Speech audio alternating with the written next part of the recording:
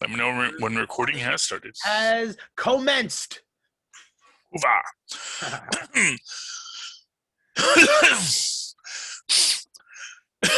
Sorry, I got a little. Oh, that's that COVID cough. Okay. I was gonna say it's all that scurvy. Tristan, can you go grab me a Kleenex real quick? Sorry, folks at home. This is the pre-show. Sometimes you guys gotta.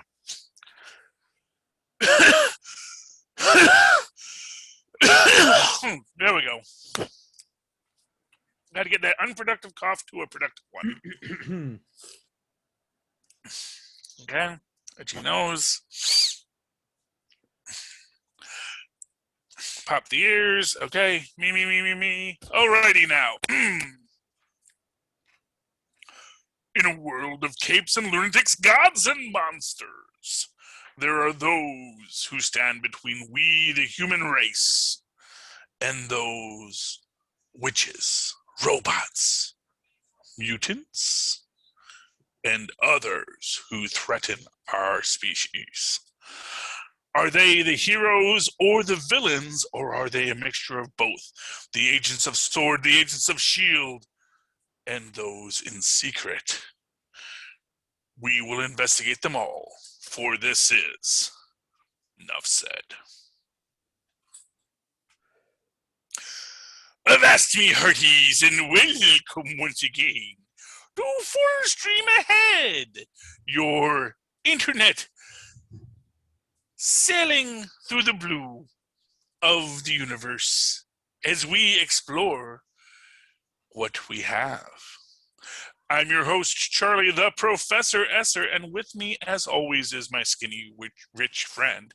My skinny witch friend? My skinny witch friend or my skinny rich friend? Hey, you never know. You never know. That's all. Watch out for that purple magic. Hey, kids. This is it. This is the final episode of the series finale. WandaVision, Season 1, Episode 9, the series finale. Wanda battles Agatha, and the Vision fights his sword counterpart as Hayward launches an attack on Westview. Matt Shackman is our director. Jack Schaefer gets our Created by credit among those writers, along with Stan Lee, and of course, wrong button. And of course, Jack Kirby on our Marvel Created by credits, along with Roy Thomas and John Buscema, who did those Vision Created by credits. Jack Schaefer, of course, along with being the Created by and the showrunner, gets our head writer credit. She also wrote this episode. Peter Cameron and Bobek S. Farjani get our executive story editor credits, along with Mackenzie Dorr. And then we got three staff writers who worked on this: Megan McDonald, Laura Donnie, and good old Cameron Squires.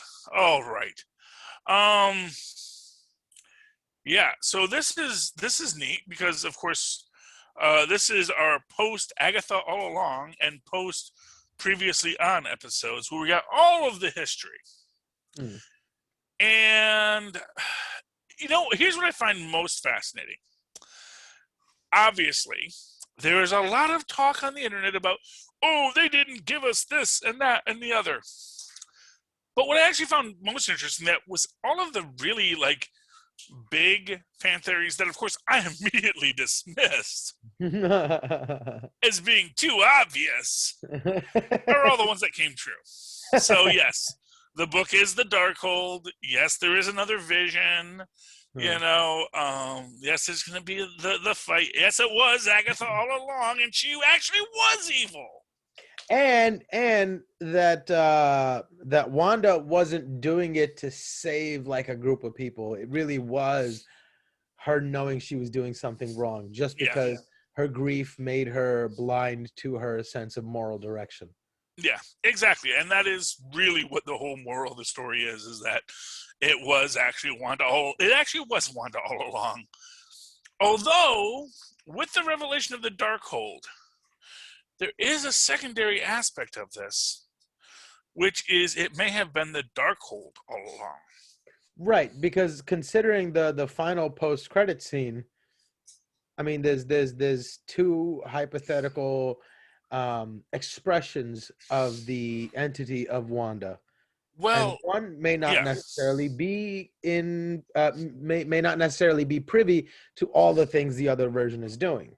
Yeah, I don't want to jump directly to the post-credit scenes, but man, they are juicy. There's a lot going on. And there is, in fact, stuff that's setting up other things that really should be driving people to the fan zone. Mm.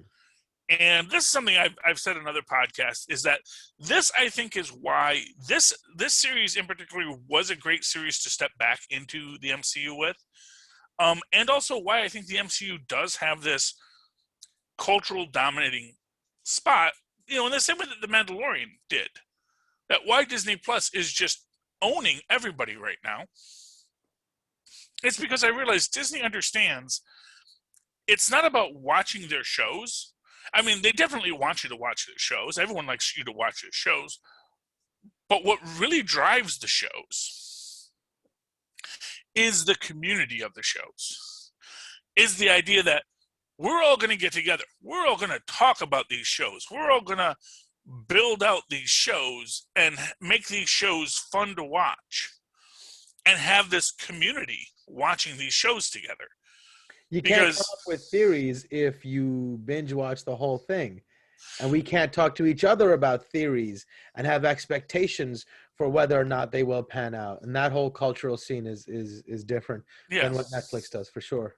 Yeah, and even beyond that, it is just that idea about building that community. I think that is where these products, Star Wars, Marvel, anything else you want to put out there, these product lines have these communities. Then you bring other people into your community because you are communicating. It becomes this great way to have a social circle, especially in our current, COVID bubbles. People are looking for ways to connect with people. This is a great way for everyone to connect. So honestly, Disney is owning it because I think Disney looked ahead and said, what is the value of making shows? And this is what I always say is, what do we do? And what Disney does is they tell stories. And why are stories important? Because people tell their kids stories and people tell their friends stories. And this storytelling magic is what makes the business run. So I'm really proud of that. I'm really excited about that. I'm glad that I've realized. I'm always happy when I realize what they're trying to sell me. And I get that, they're trying to sell me that community, that Disney Plus premium community that we can all pay $11.99 a month for and all enjoy. And because we're all enjoying it, they get their regular money and we all get to enjoy the show and talk about it and build a community that feeds it. But getting back to this actual episode, one thing I found really interesting in this is that, so we do get the reveal that essentially Agatha or Agnes, Agatha, we'll call her Agatha, her whole thing is she, as she says, steals powers from the undeserving, or how she defines is anybody in her eyes, clearly, right? That's a matter of opinion. Anyone who has enough power for her to steal. Here's the thing. I think that she has no interest in bothering you if you just want to do your magic. And I get the feeling, so unlike Mordu, whose last time we saw him was, I need to stop people from using magic because there are too many people who can use magic. I think she's just interested in consolidating power. Mm-hmm. I don't think she cares if you use it or not. She's not going to let you use it if it's an interesting power and she wants it. Give me that. That's who she is. But here I think is what is, and this is what I will say is, first off, the most brilliant thing they did in this series, the biggest subversion of expectations is they didn't have, you want power? Have all the power. Blah, blah, blah. They didn't do that trope. And here's the thing. they could have very easily done that. Because by the end we see, oh, wow, Wanda's fighting her. Wanda is really, in many ways, having some great dominating moves in this fight. But she's outsmarting her. Yes. Well, that's the thing is Wanda's also running the whole hex the whole time. So she basically, this chaos magic that's flowing through her is all of chaos. And that's why really she really would not have been able to be the vessel for it. She was not primed to be. Agatha should have been smart enough to know, oh, am I getting all this power? Hey, the hex is still up. How can I be getting all this power? How could she be weakening if the hex is still up? Exactly. So clearly this is a farce. Exactly. And that's when we get to that, when we get to that brilliant turn at the end. Yeah. You know, the whole thing, and that is one of the reasons I really love this. I loved this ending. And, you know, there are people that are mad about it. I don't know why. You know, there are people that are bad about Coming to America as well. And I don't even understand that. It's like, I don't know what you were expecting from Coming to America. It's an Eddie Murphy comedy. He puts on some crazy suits. He does some broad characters, and then there's a little story in between. That's why you go to an Eddie Murphy movie. You know? But here's the thing. So let's get some plot lines here. Let's talk about some great scenes. One of which is, of course, Wanda keeps on outfoxing Agatha. Because, you know, they're doing the fight, and then, of course, but Wanda hits her with the car. Yeah. And that is, you know, and then you get your little Wizard of Oz reference with just the boots left behind. You know, you get an interesting thing here with Ralph and Monica. And you also get the idea that so, and this is one of these things about, you know, clearly Agnes is still in Ralph. Ralph isn't just on autopilot. I think he has a lot of control, but he's like an AI drone. It's like the drone can correct itself, but it's not going to instigate anything. And I think that's exactly how Monica eventually gets the domination on him, because Agatha is otherwise occupied fighting. Because when they first do a confrontation, obviously Monica defeats him. Oh, I'm sorry, Ralph defeats Pietro defeats Monica very quickly. You know, does her super speed thing, does the little flicky thing. So do you think Ralph inherently isn't a speedster? It was just... That is actually interesting, because I actually think he may be. And maybe not inherently a speedster, but maybe he has become a speedster. And the reason is because there is a deleted scene that we do not get. So we're going to say right now, release the Shankman cut. But I don't think there is a Shankman cut. But I get the feeling there's a lot of extra stuff that we never got because of COVID. That if we were in a non-COVID world, there would have been a couple extra scenes and a couple extra storylines in here. And one of them is this idea that Ralph, Monica, and the kids were going to confront Mr. Scratchy. Oh. Yeah, Senior Scratchy, yes. That they were at... Well, what that is. They never panned that out. Well, that was apparently the pan out, is Shankman on, I think it was Fat Man Beyond. There was a scene written where those four, it was interesting that they brought Ralph along, because it says, well, why are they bringing Ralph along, except for the fact that maybe he has, because they said the kids knew the book was down there, but I get the feeling that maybe Ralph wasn't completely useless, which makes me think he might have had powers. Have some sort of strategic upper hand, making her think that he's, you know, still on her side. Yeah. Well, I mean, the whole Ralph and Agnes question is the big dangling thread at the end of this. It seemed to me by the end of it that it was more just like Kaiser Soze reading names off of a bulletin board.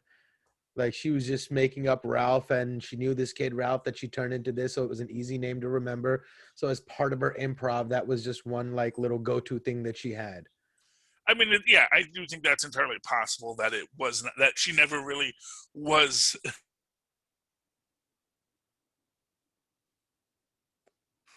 I can't hear you.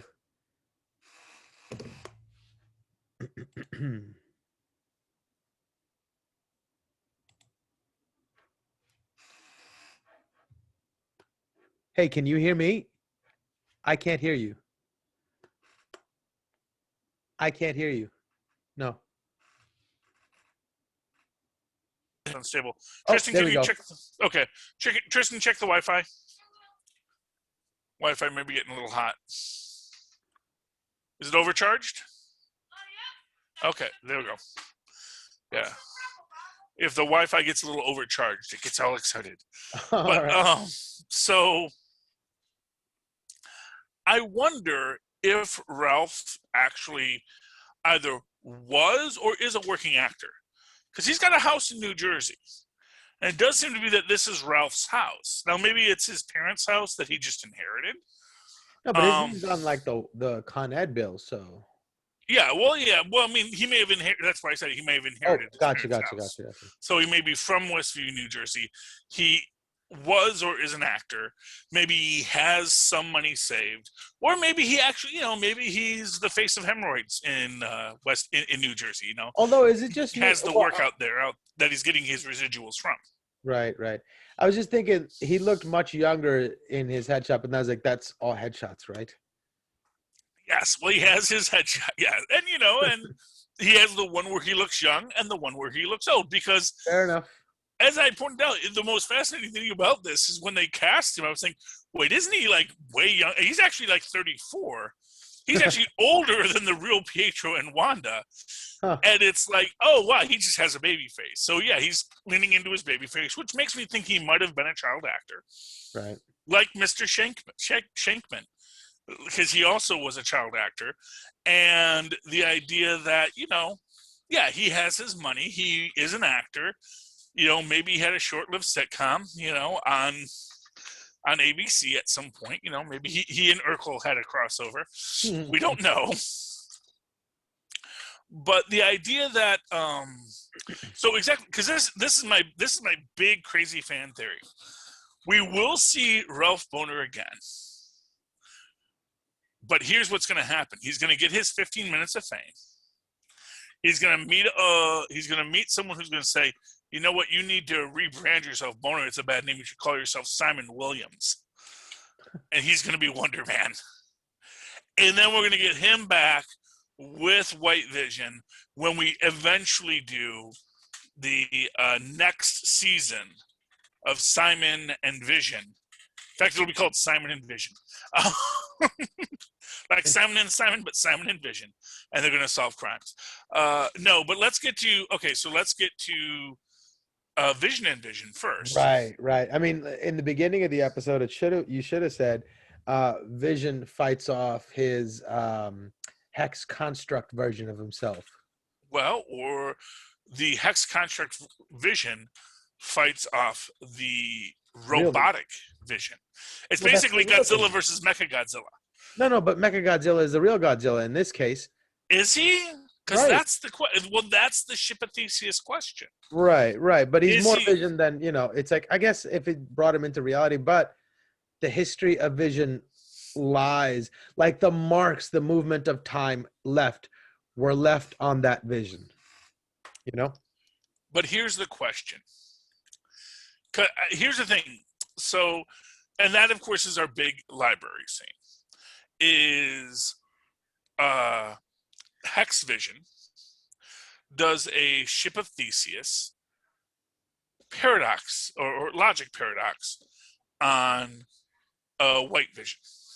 And it is an interesting concept and structure within it, in the sense that as they're fighting,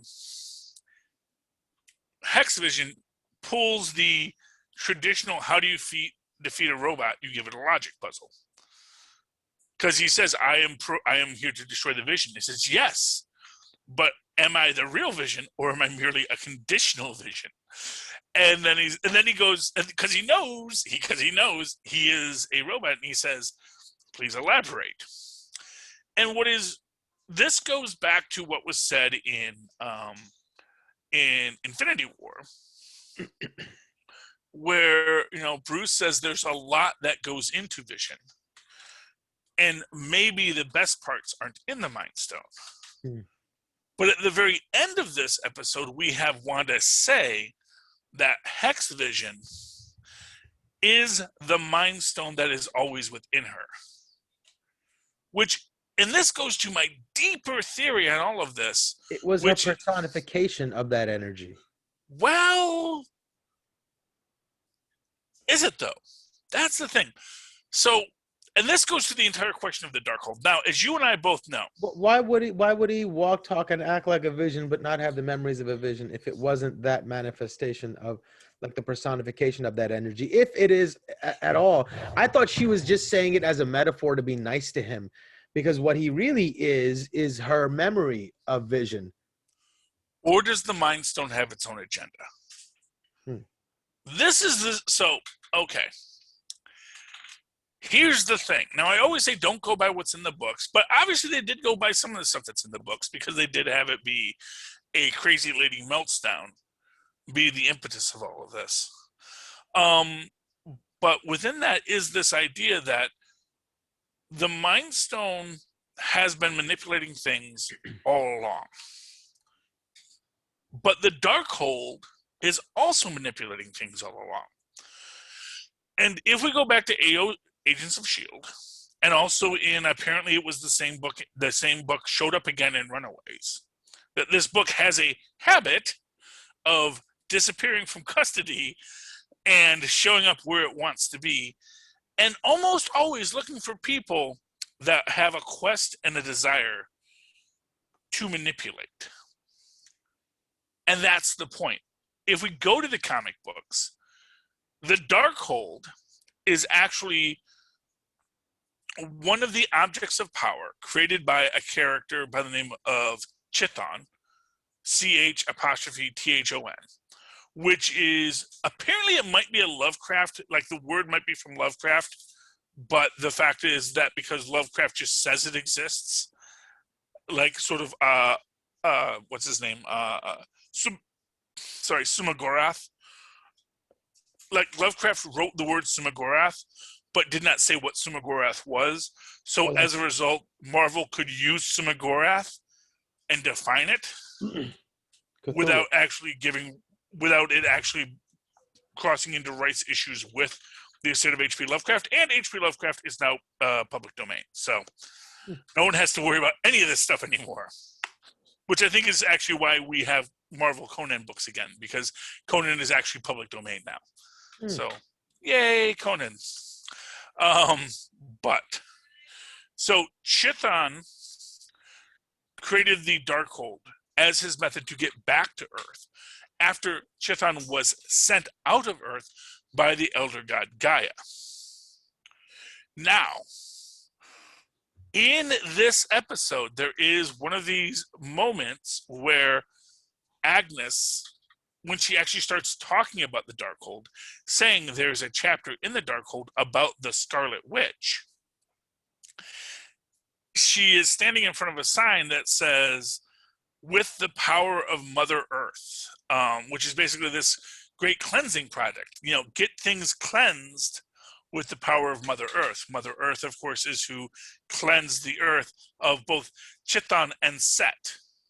Oh, the two other elder gods of the Marvel universe, and also gods who, unlike Mephisto, could easily slip under the radar of Chinese cinemas because they are from this universe. They're not extra-dimensional beings, but they are ancient beings exiled out by local beings. So it's interesting, and this is why I always think that, I think people actually know what they're doing over at Marvel. I think that they are thinking, okay, here is the problems we have. Here's what we need to solve. How can we fix this with what we have? And they say, well, technically, we can't do Mephisto because he's the devil and he's real Christian-y. But, we have all these other ancient elder gods from the old Lovecraft stuff that we could also use, because Set is also another Lovecraftian deity, but Set actually relates to other pre-Lovecraftian things, so they could always use Set. Because Set was not unique enough. Again, that's one of these things where if the word is not unique enough, you can actually steal everything and use it, because the guy who actually created it really wasn't being original when they created it either. So, fun things about trademark and copyright. But, so I get the feeling our next big bad is going to be Chiton.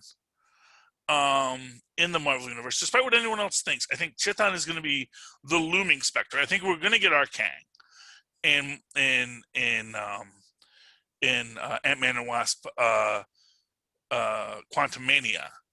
But I do think that Chiton from the Multiverse of Madness is going to be this overarching big bag of this being trying to get back to his home dimension of our dimension because he was exiled.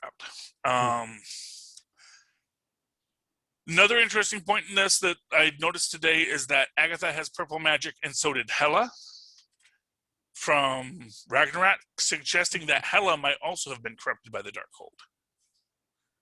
Oh.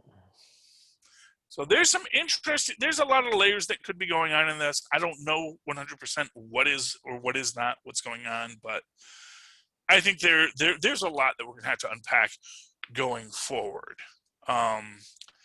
But the Ship of Theseus scene is right. Do you think that's because I think once they have that conversation and once he gives them unlocks the folder that's holding the files of his old memories, he is now realized that he is the real Vision. And especially if you look at it being in its entirety, and what I mean by that is on its timeline, eventually this Vision will cease to be.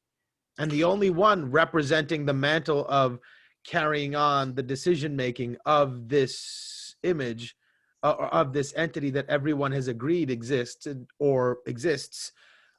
is this person, this entity, this, opportunity for making a choice. This thing is Vision now. Well, sort of. Are you familiar with Flowers for Algernon? No. Okay, it was a movie. Also, they remade it in the '60s called Charlie, and it's a story that gets retold a lot. Basically, it's this idea in Flowers for Algernon.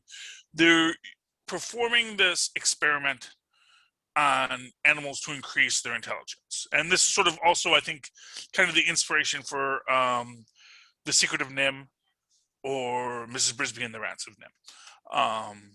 And the idea is that Algernon is a rat who has been increased in intelligence, and they realize, okay, we're ready to try a human trial. And there's a guy at the lab who does his he's a mentally slow person, and they give him he consents and all this. They sign all the paperwork. It's all above board, and he gets intellect and he gets the ability to be a smart person. But then essentially what happens is he starts to lose it because eventually the drug wears off. Your body becomes accustomed to it, and it no longer has the strength that you want it to have. And eventually he goes back to being who he was. But at the same time, he remembers that he used to be smart. But now he's kind of depressed because he's stuck in being who he was. Unlike the Marvel take on this, which was Flowers for Rhino, where he goes back to just being Rhino and he's happy being Rhino. This guy is constantly reminded that he used to be something other than what he was, and now has a lot of self-loathing for who he was. Do you think that drastic of a distance in identity is the same as what Vision is experiencing? Yes, because I think that this Vision now knows that he had love, but can no longer experience it. Why can he no longer experience it? Because the thing that allowed him to experience it was the Mind Stone. Because now he is data, not the mind. Or to put it kind of simply, he is data, not lore. He is not the esoteric. He is the pure construction, and that is why he left. Because he suddenly had all this knowledge, but also realized, oh, wow, that's all that knowledge. I know that I loved Wanda. I know that I did all these things because this is what I wanted, but I have no connection to it. That's why when he says, I am Vision, he doesn't celebrate it. He says it more as a revelation. Like, I am Vision. Not like, oh, I'm Vision. Yeah, whatever. Radical dude. Yeah. No, but he doesn't have that sense of like awakening. It exactly. has more a sense of revelation, like discovery. Exactly. And that's why he has to leave, because he doesn't really know what's going on. He has no allegiance to this identity or this set of memories. Exactly. And so whatever Wanda's doing, among other things, he knows that Wanda's created a fake him. That's not him. But now he knows that's the person he loves, but he also knows that he has to step away. He needs to figure out who he is. He has to go on his own vision quest. So okay, let's ponder this for a second. She was strong enough to create this hex and blah blah blah and this thing, and inside this hex was a mind stone. Can't she just create a mind stone and put it in there? She did. No, but without the hex and everything, just put a mind stone in there. Just create a mind stone. But that would have been cheating. And that's the idea, is that the hex wasn't cheating? Well, the hex was unconscious, and possibly the manipulation. Blind rage, but I wouldn't say it's unconscious. Well, here's the thing, and this goes to my idea about who's really behind it all along. And I think you can maybe even establish this idea that there is these competing energies. So even if we don't want to like really present Gaia, but maybe even have Gaia as a concept, that the Infinity Stones joined is the structure of life in the universe, and that is Gaia. That is what is manipulating things. Well, I mean, to say manipulating things is maybe, a different way of looking at it, because, okay, if there is this elemental energy that's influencing everything all the time anyways, it's influencing everybody, right? The fact that you decide to react to it is a certain measure, your fault, or you have to share some of the blame. So you can't say manipulating. It's like that thing is ever presently there, just like gravity. Just because you push somebody off a stair, can't say, oh, gravity took them. Like, no, but you chose to push that somebody. It's like, it's ever present. So you can't say manipulating. It's just how we react to the energies that are always floating around us. True. Except when gravity becomes sentient. This is the old, as I always, my favorite quote. As a function of how the universe is as we enter it, whether it has sentience or not, it is a function of well, no, because if it has sentience in which we exist, if it has sentience, which arguably the Mind Stone does, because we see the Mind Stone really manipulating everything all along. Yeah, the Mind Stone call it manipulating anymore if that's just how the world works. Well, except that the Mind Stone is making choices. Right, but if that's how the world works, then that's how the world works. If gravity only exists because somebody thinks really hard and makes it happen, but regardless, if for our purposes, no, I understand that. But what I'm saying is, and again, this is where we get to this idea of what the objects of power in this universe do, because we like to think about objects being the things we use as sentient beings. So, as a sentient being, I have this great scepter. And I can control minds with it. I can open gateways with it using the Tesseract. I can do these things. I have this great book. I can learn all this knowledge from it, and I can do whatever I want with it. But then you have to ask, well, except that the stone, the scepter that told you that you could do all these things with, first off, the person that's trying to collect stones gave it to you, which makes you wonder, well, why would that person give up that stone unless that stone told him, give me to that guy because I want to go there and do this thing. And so the Mind Stone and they've said the Mind Stone was influencing Loki the whole time. So the Mind Stone influences Loki to go to Earth and do what it does to create the Avengers. Is that the same as saying, that bottle of whiskey in the system was influencing him? Well, it's different if the bottle of whiskey pours itself down my throat. That's the difference. Is like I can have a bottle of whiskey in my cupboard and not drink it. Now, sometimes I will feel like the bottle of whiskey is telling me, drink me, Charlie. It'll be great. You make such great decisions when you drink me. But that is a lie. That is myself telling me to do that. But when the bottle of whiskey does jump down my throat, if it could had that power, that is something very different than when I go and get it myself. And here's the thing. The Darkhold exists for a purpose. The Darkhold's purpose, at least in the comics, is to bring Chthon to this world. In the same way the Serpent Crown in the comics is to bring Set back to this universe. So if we are to take from the comics, which I always advise against, if we're to take from the comics and these books and that this book is trying to find someone that can bring it back to the world. And for what it's worth, I think when Agatha says, you have no idea what you just unleashed, it is because what Chthon wanted was find this person, this untrained student with immense power, so that I can convince her to open the door to bring me back. So here's the thing. Then what was she planning to do with it? She just wanted, I don't think she thought that far ahead. Or to be more specific. No. It's just a weird thing. Like at first she's like aching for the power, give me the power. And then she's, oh, you don't know what you like. What were you planning to do with it? Because everyone, okay. Mozz, everyone who makes a deal with the devil always thinks they've got it figured out. They always think they outsmarted the devil.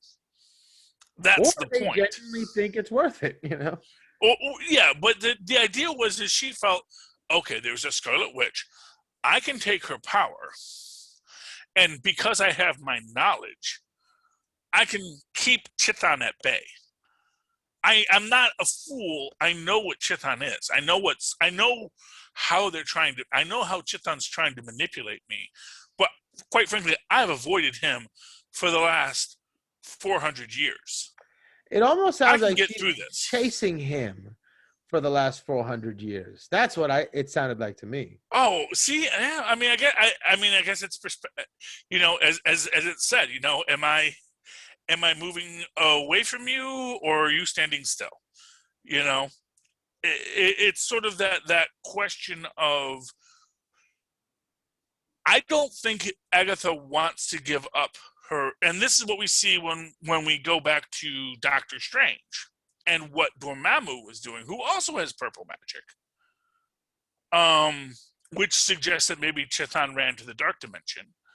That what Dormammu does is Dormammu does take away your sense of self, does take away your will, turns you into a mindless one. And that idea of just having that meat puppet, is what they want. They want to just control things and have everything in this static state, this timeless state. But that obviously Agatha doesn't want that, wants to use the power but not pay the price. But as, Monaco, Prince of Magic, which we did not get our freaking Dick Van Dyke cameo as Monaco, Prince of Magic, which completely no reason to think that would ever happen, except that it would have been cool. It would have been cool. That's why.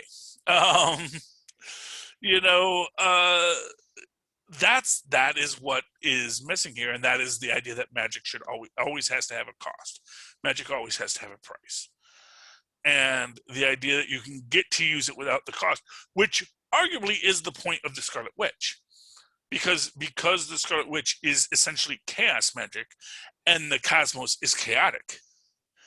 That all the energies of the chaotic universe flow through her, and she isn't even generating this power herself. It's just constantly, she's just a conduit. She's just the being through which the chaos of the universe flows, which means literally, if you steal her chaos magic, you're just pulling from an empty bucket. Like, you can pull it as much as you want, and there's not going to be an end to it because she was never full of it in the first place. It just flows through her.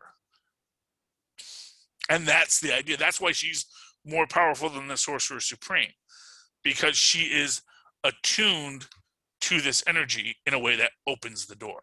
Right. And that's why the Sorcerer Supreme needs spells and incantations and images and whatnot to interact with that energy, to have a language to speak with it. Yeah. But this is why I actually think we are going to get this redemption arc for Agatha by the end of it. Because in our final scene, we get this idea, because, of course, honestly, fate worse than death. Where it's like, you're going to be a meat puppet in this story forever. And literally tells her, no one will bother you. Basically meaning, I'm putting in this wonderful little massive hex on you. Wherever you go, everyone's just going to accept you for who you are.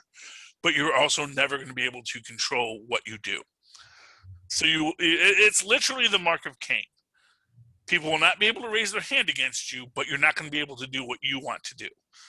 And sets her out into Westview to be this imprisoned being, which is why I do think that is going to be our first scene in Doctor Strange Multiverse of Madness, is Mordo finding her. And basically, you are magical and I must take your power. And she's like, okie dokie, artichoke. And then he goes to take it. And then he's like, and then once she's free of the spell, she's going to be like, wait. You know who you really need to deal with is the Scarlet Witch over at Mount Wundagore. Because, hey, fun fact, if you watch the end of the episode, she flies east. The only place east of New Jersey is Europe, probably Transia, or Sokovia, as we call it back in the nowadays, where Mount Wundagore is, which, of course, is where Chithon left the planet and where he first inscribed the Darkhold. Oh, interesting. So, that is Mount Wundagore. Mark my words. So when we go back and see her, she's going to be in Sokovia, in that cabin, in the shadow of Mount Wundagore, because that's where the magic is strongest of the Darkhold. And I think what's going to happen is she's going to guide Mordo there. Mordo's going to basically find himself undone. But Agatha is going to essentially position herself to essentially save the day, and then is going to be like, look, we got off on the wrong foot. Let me teach you how to use your power so you don't get schnookered by a guy like Chithon again. I've been dealing with these demons for a very long time myself, and I know how to walk through these gauntlets. I know how to teach you what you need to know to come out on top at the end of the day. I didn't get to be a 700-year-old witch just by sitting on my laurels. And she's some kind of 100 years old. She's a few hundred years old. I think she started in the 1600s. It's now the 20,000s. So, maybe she's only 600 years or 400 or 500 years old. She's an old lady. That's all we know for sure. Yeah, that's Tristan I'm talking to on the side note there. Anyways, we didn't get a lot of the kids. We didn't get that much of Monica as much as I would have liked to have. I mean, we got that great scene where the kids use their powers and she uses her powers. Everyone gets a nice power scene. The scene where she reads them, or she puts them to bed, she tucks them in, and they leave, and knowing that they're not going to exist in a little bit. That scene was powerful and tough to watch. Yeah, it even is. Though they weren't in that scene, but knowing that she's sitting there knowing that her kids are being unmade right now was really, really powerful. Yeah, although, maybe there's the argument, as she says at the end with Vision, which is that you're the part that always exists. Because she does tell those kids family is forever. Right, and at the end, in the extra scene, the post-credit scene, you hear the kids going, help, mom, help. And she was, what? And I was like, okay. So maybe because she brought them into existence in that hex, it forced them to coalesce and become in existence in other universes as well. Wow. along those same lines, she makes the statement, "I'm glad you chose me." Right. What did that mean? Well, it could mean that, yes, these are living beings, and if we are to go with some kind of a guff theory of the universe, that is the house where the souls of the unborn live, that these are the spirits that chose Wanda to be their child. Now, an interesting aspect of this, because presumably we are going to get Speed and Wiccan in a future Young Avengers kind of story, because we already have Stature, and we do have other Hawkeye, that we are going to get these kids back. And they were intentionally chosen to be kids who could, by the time we got that, they're going to be teenagers. And they're going to no longer be Billy and Tommy Maximoff or Billy and Tommy Vision. They're going to be, well, I guess they were always Vision. I guess they took Wanda's name and that was Vision Maximoff. But anyway, they're going to be Billy Kaplan and Tommy something else. I forget what Tommy's name is. But and they actually had a whole life in the universe. Tommy is the Quicksilver one. Billy is the Scarlet Witch one. So Tommy is Speed and... Yeah, Speed and or new Asgardian is his new name. The new Asgardian.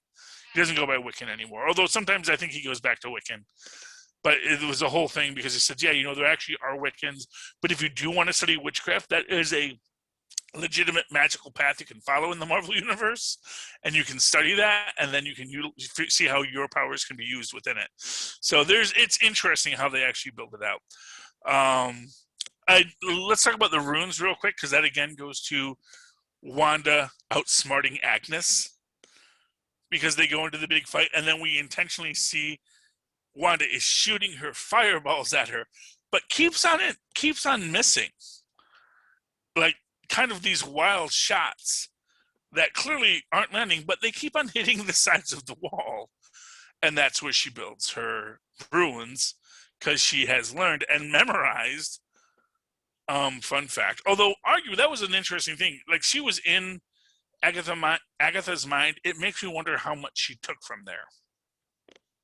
That maybe she actually just downloaded all of Agatha's mind or all of her magical knowledge while she was in there. And it's like, now I have it. I don't really need you.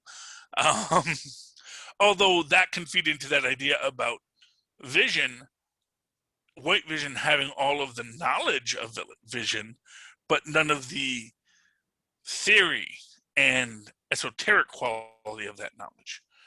And I think that's where you're going to come, is I think there is this possibility that Wanda downloaded all of Agatha's magical knowledge into her head, but doesn't know anything other than how to build a spell, not how to create a spell.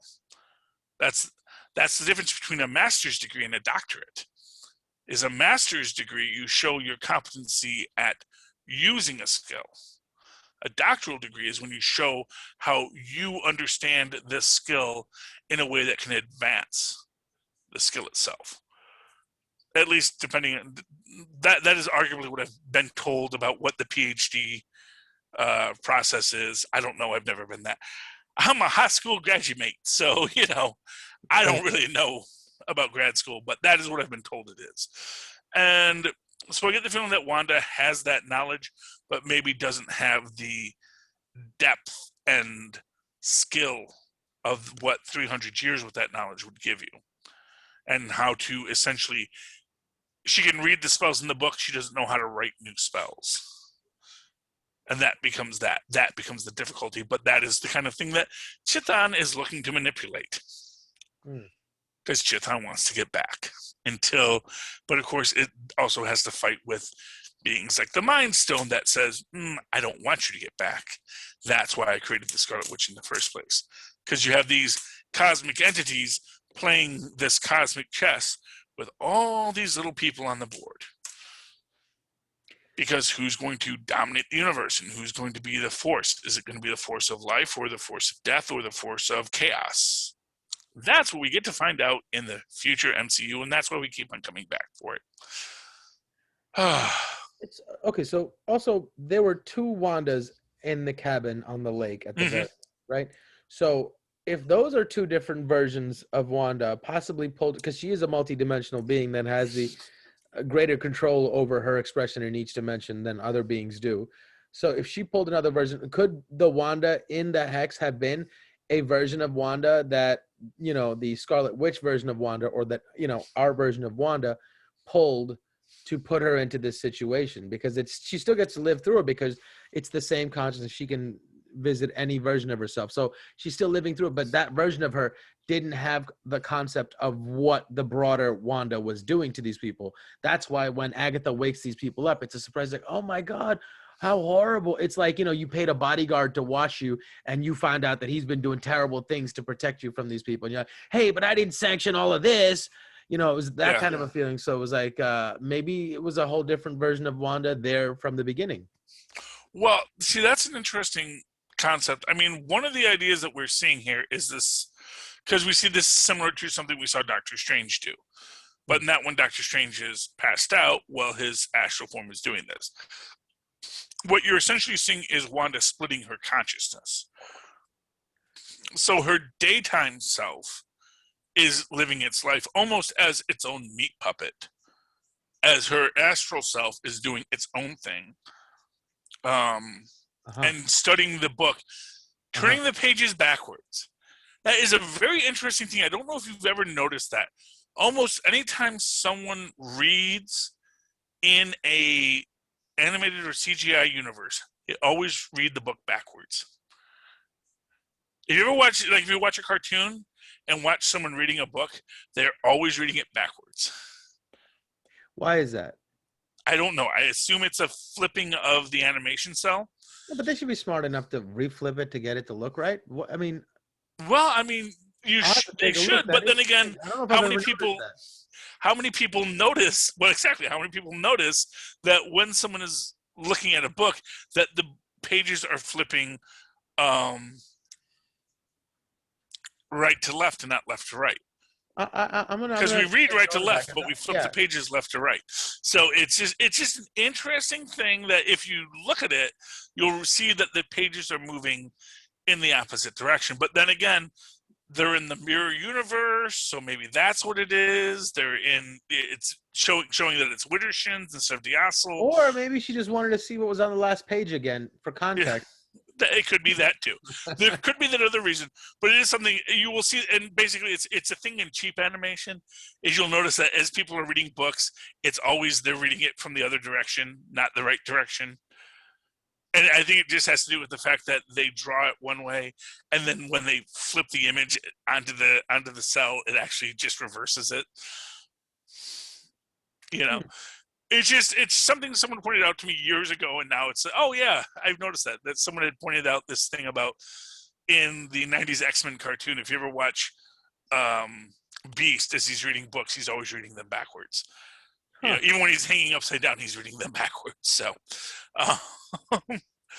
So yeah, fun Easter egg for watching the old 90s X-Men cartoons.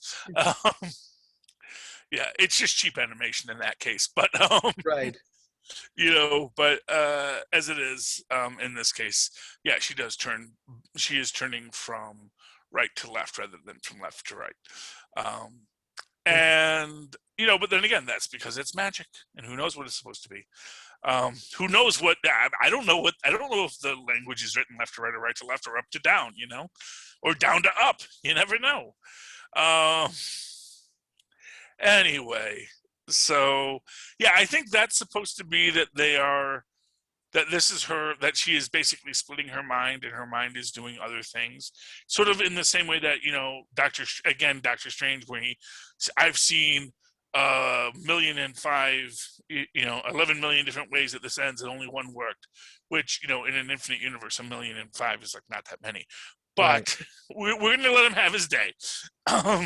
That's all the time he had to search so far. Yes, so far. Although he had a time stone, which means arguably he could have had as much time as he wanted. It's kind of like a TARDIS. It's like, well, technically, maybe he just stopped when he found the first solution that worked. Maybe among the next million or so iterations, he search, it worked a lot many more times. He's like, what, this one works. Yeah. Let's try this one. I'm not sitting through that again. And arguably, as has been suggested, really that you just need You need a thing that can work in the long haul that doesn't require everyone making a lot of personal choices that can disrupt it, like Star-Lord punching Thanos. Basically, you have to say, you know what? Star-Lord's going to punch Thanos. Thor's not going to go for the head. And yeah, it'd be great if they both do that. That would be awesome.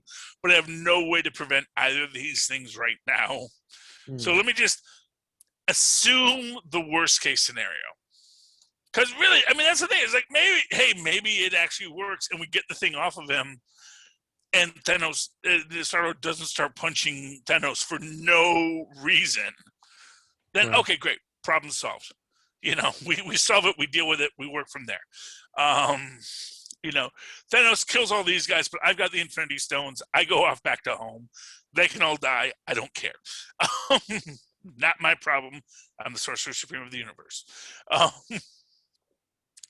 But in this, but I think that's meant. I think it's meant to echo that because we are setting up for what was supposed to be the next thing we saw, which was into the Multiverse of Madness. But of course, this got shot early. And that's also one of the things that people say about this is that, you know, a lot of the stuff that people obsessed about probably would have been cleared up in the other stuff that we were supposed to see.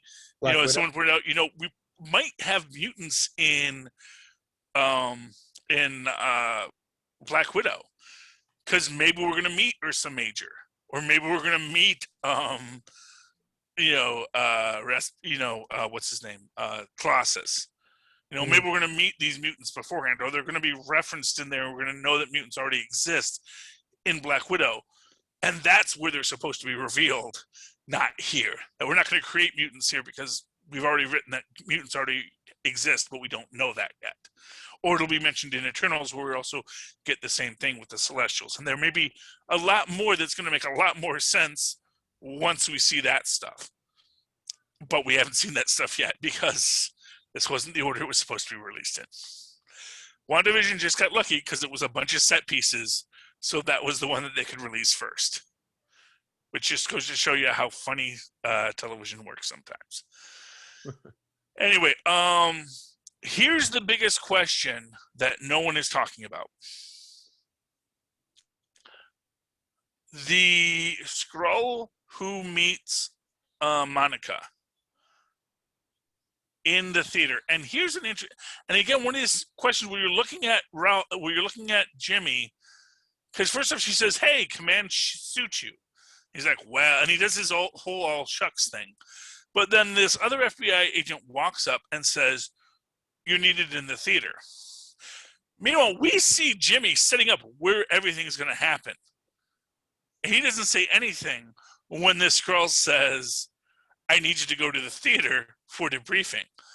And Jimmy, being Jimmy, setting up everything, could have been the guy saying, "I didn't say that's where we're debriefing people yet." You know, so Jimmy may know more than is going on, and that may be a whole big thing. Jimmy may be aware of the secret invasion, and just playing it close to his vest because he knows what's going on, and other people know what's going on, but that's not for public consumption yet, especially when he sees the Skrull just walk out of the theater and say, "Hey, you're needed in the theater," thinking that he's a goofball no one knows. But she makes the point that it is a friend of her mother's, which, of course, everyone, she must mean Nick Fury.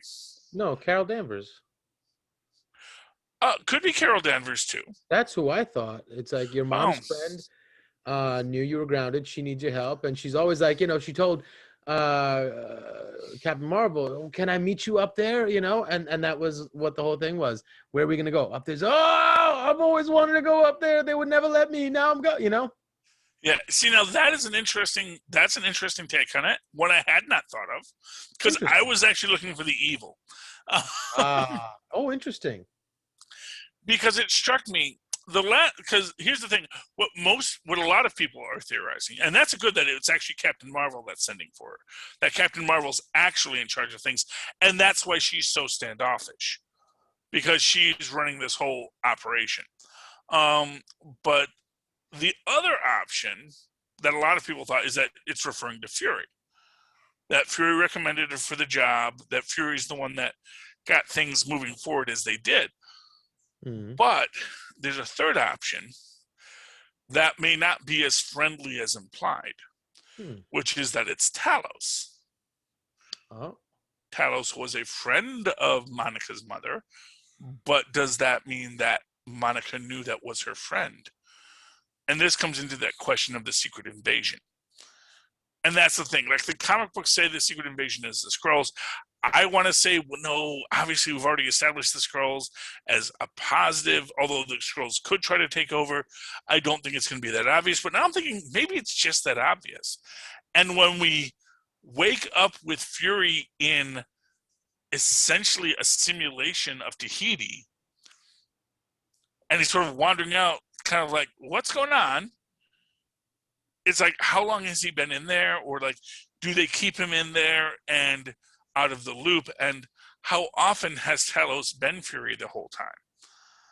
And there's a thing when they first say about the stuff that's, the stuff outside of Earth, there's a lot of enemies out there.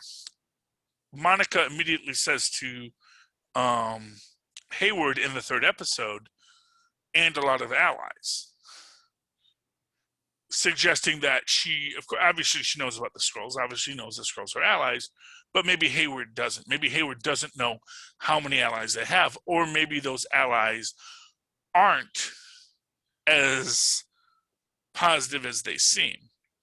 And that goes into this very interesting question as you dig a little deeper, which is that you have this idea that, because here's an interesting, this is another side aspect of this.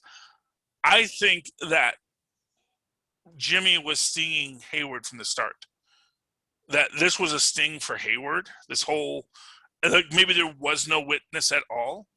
It was simply that they knew that Hayward had stolen Vision's body. They knew Hayward was trying to resurrect Vision against the protocols. They knew what Hayward was up to. And when Hayward essentially goes rogue, Jimmy is aware of this. They're following it, and then they realize that,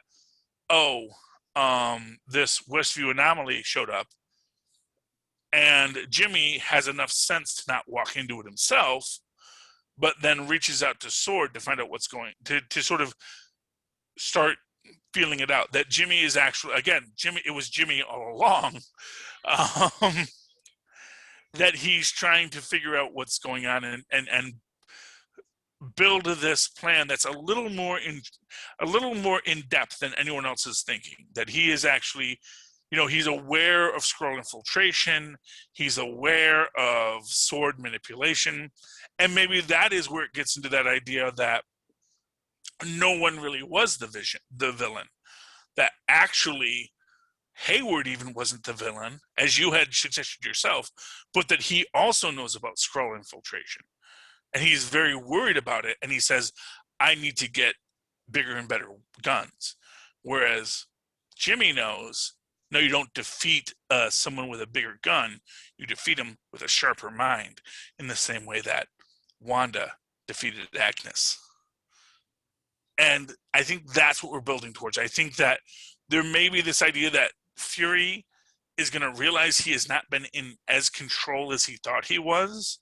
Like, he was working with the Skrulls, and now he realizes that the Skrulls are actually working against him to establish their own beachhead on Earth, and are manipulating things on all sides of things to be the lizard people that, secretly control the Illuminati. And I think that is what we're going to get in Secret Invasion. I think that's going to be something that goes a little bit deeper and is going to be where a lot of stuff gets blown up again, in the way that Winter Soldier blew up the Marvel Universe for S.H.I.E.L.D. I think Secret Invasion is going to blow up a lot of other things. And it's going to set up a lot of new things for the story going forward. But that's cool. Yeah, it could be. Or I'm completely wrong, which I often am. So don't take my word for it. Watch it yourself, because we're going to get all this stuff in short time. Falcon and Winter Soldier will probably lead into a lot of this, right? Probably, especially since that was supposed to come first. So I think basically we're going to get to be able to watch Falcon and Winter Soldier with the jaundiced eye of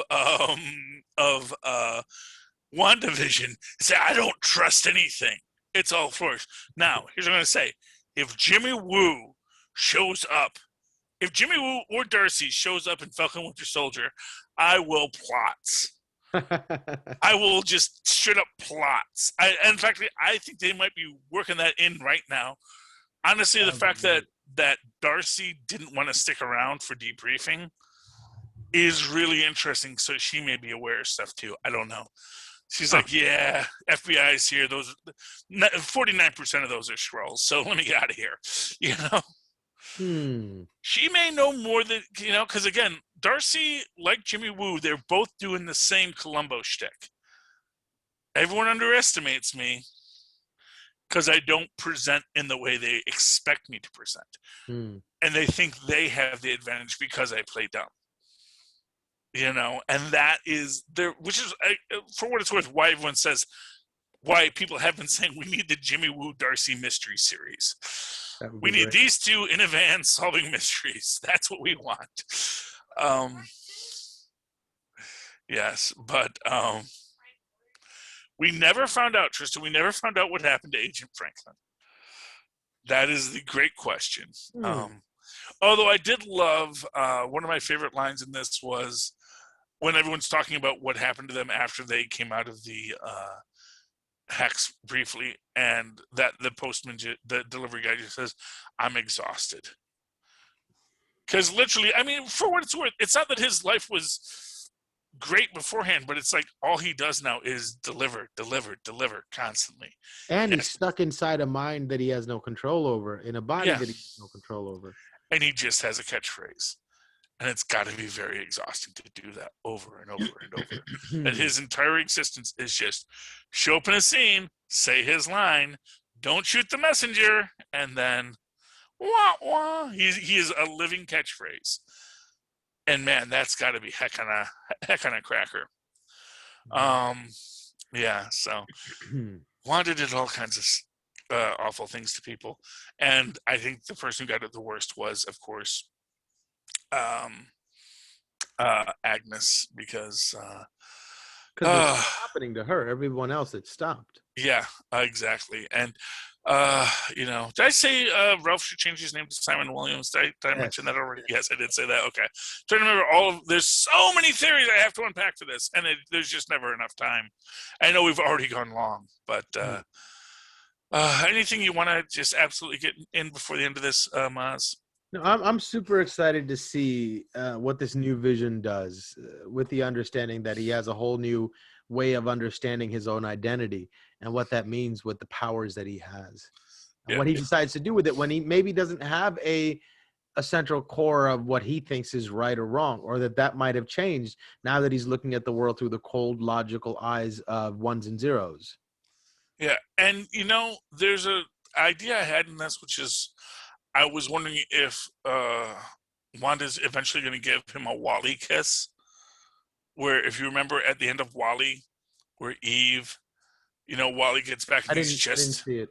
Oh, you never saw Wally? No.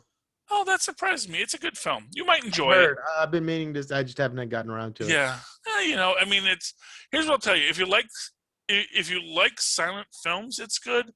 And if you like wacky space comedies, it's good. And it has some deeper stuff to think about what it means to be human. But anyway, at the very end of it, so spoilers for Wally. So you can cover your ears right now if you need to, Mozz. Basically, Wally gets damaged. They have to rebuild him because he has all of the cannibalized parts from the other Wally units that had all broken down. And they rebuild him, but then he's also reset to factory settings. So he's just a mindless robot again. And then Eve basically realizes that the person or the robot that she essentially bonded with is no longer who he was. they touch heads in what is supposed to be like her goodbye kiss, but there's a spark, and that reawakens who Wally is, and he gets his soul back essentially. Oh wow! Because she was essentially storing his soul. I think that's what that I know about. You're the part of the soul stone that is within me, which means that I have a part of you in me forever, and I will put it back someday. Maybe she's going to give him the Wally kiss, or maybe even she's going to say, I can give you that back. And maybe Vision rejects it. Maybe Vision says, no, I do understand what you want to do, but I have spent these last years building who I am. And now I have found the pathway to feel love on my own. And that stone was a beautiful thing, but that is your stone, not my stone. Hold that stone forever and love it, but I will be myself, and I will find my own path. And that would be a beautiful scene to have too. If you want to subvert expectations, that's a great thing where the robot says, no, I actually have grown beyond needing the magical device to make me human. Yeah, I don't need a blue fairy, you know. Yeah, I don't have any desire to lower myself to be human. I'm a robot. I have infinite capacity to learn and blah. Well, I don't think it's about lowering yourself. Moral hangups. No, you can keep that myself. That was holding me back for too long. Thank you, but no, thank you. Good day. You know. I said good day, sir. I can totally see that. Yeah, that's a much darker interpretation than I was going for, but that's fine. I embrace your darkness just as I'm sure you embrace mine sometimes. I was just saying he had evolved beyond it, not in a bad way, but just saying I don't need to be necessarily in a bad way, but just to say, oh, you're just a human. You want me to become a human when I'm this? No. I don't. Again, like I said, I don't think it's about becoming human. It's about re-accepting the Mind Stone as right, what made him. There's human. A way to look at it, like the Mind Stone made him weak. The Mind Stone led him down this path, and the Mind Stone is like, I don't think I need that sort of entanglement right now. Yeah, well, it's the entanglement. It's not that the Mind Stone made him weak. It's that the Mind Stone was not him. Oh, and he wanted to.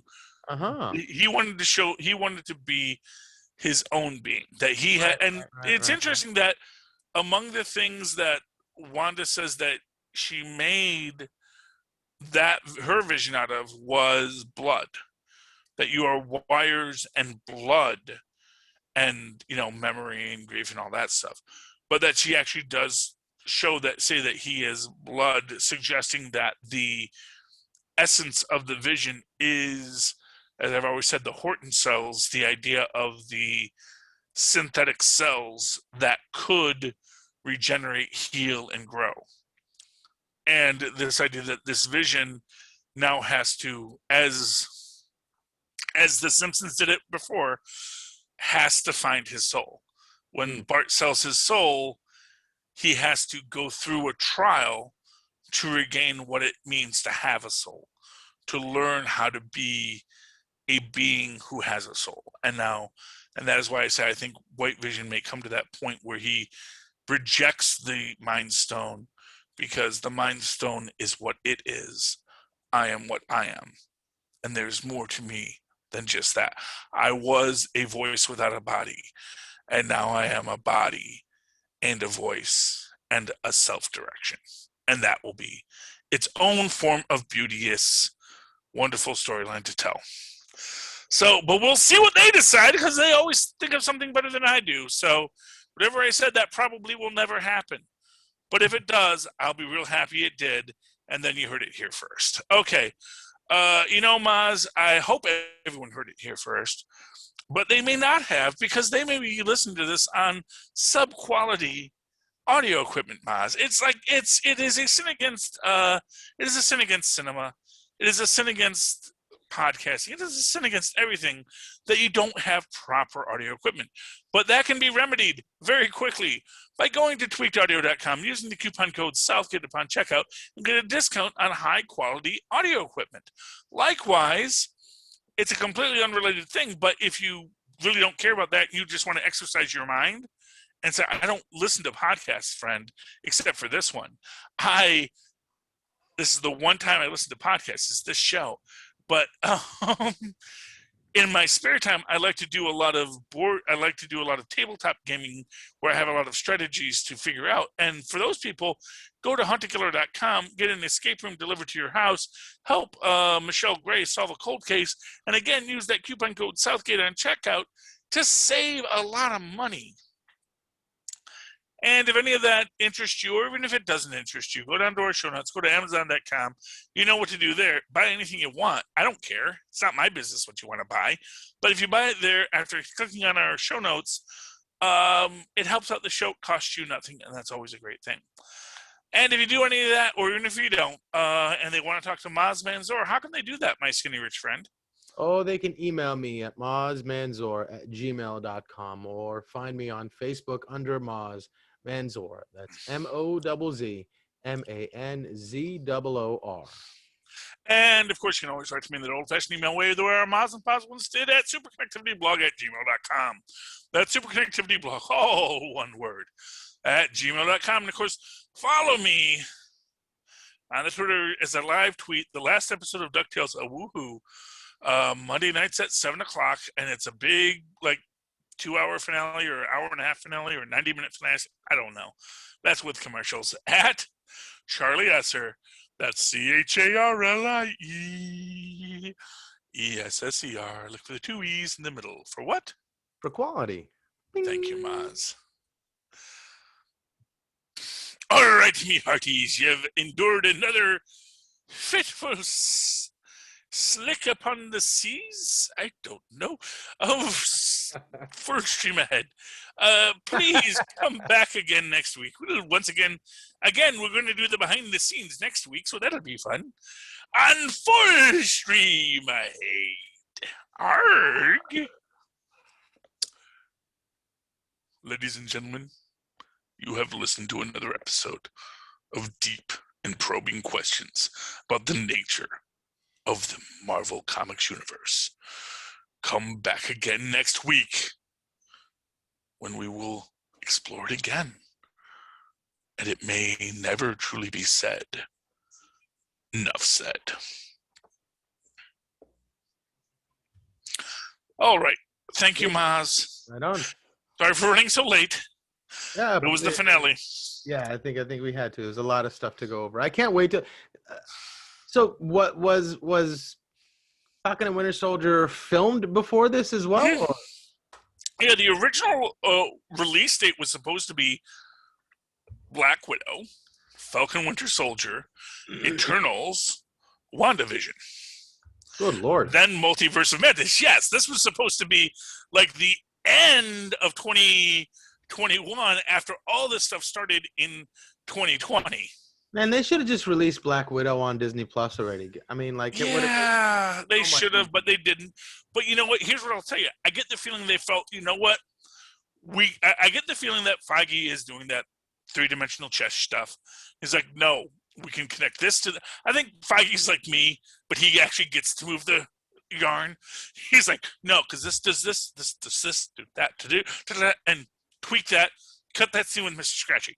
And so do done. You still retroactively sort of go back and like mess with things in Falcon and Winter Soldier before putting it out so it makes sense in the new narrative? No, I think that essentially they